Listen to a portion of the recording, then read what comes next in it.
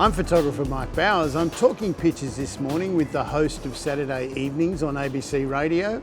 A very warm welcome back to the one and only Mark Humphries.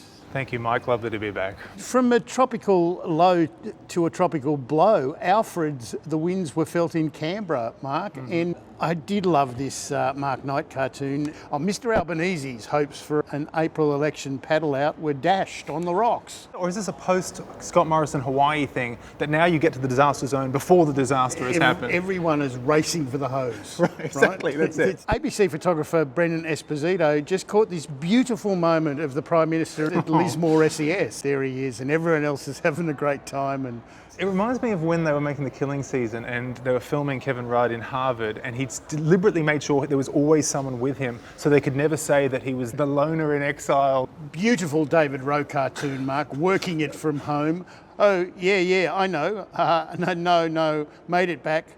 The time means nothing with donations lapping at your door, and he's got these beautiful Genus sandbags here. Didn't the major parties just vote against big money in politics? I feel like I've misunderstood what happened. No. They voted against big money in politics for anyone but the major parties, right? God, sorry, I always forget that. Lovely Harry Bruce, who's got the lovely Alfred and Trump crossover cartoon here that allows us. Alfred says the person looking at the tracking, the cyclone tracking. No, Donald. Donald, yeah. Yes. Disaster modelling, not an exact science. It certainly isn't. No, and can we downgrade Donald's presidency like we did Alfred? How do we?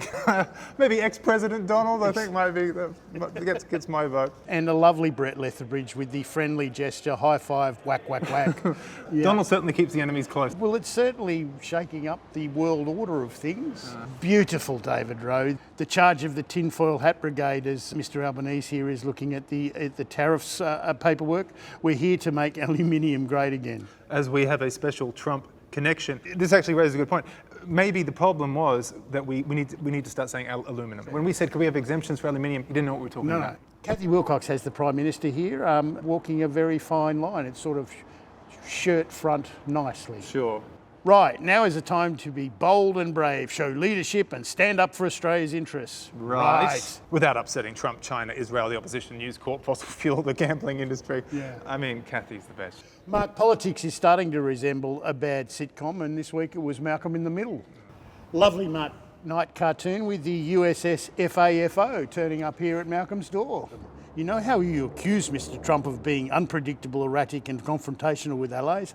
Turnbull. You always need an ex-PM that can come into the ABC and just start flipping some tables over. Rant. Lovely Peter Brolman. He's got Mr Helpful turning up at the door here as another former Australian Prime Minister wants to have a go at you. He says he's already shirt-fronted. Peter. I tell you what Tony could have done, and which would have been great with Trump, knighthood.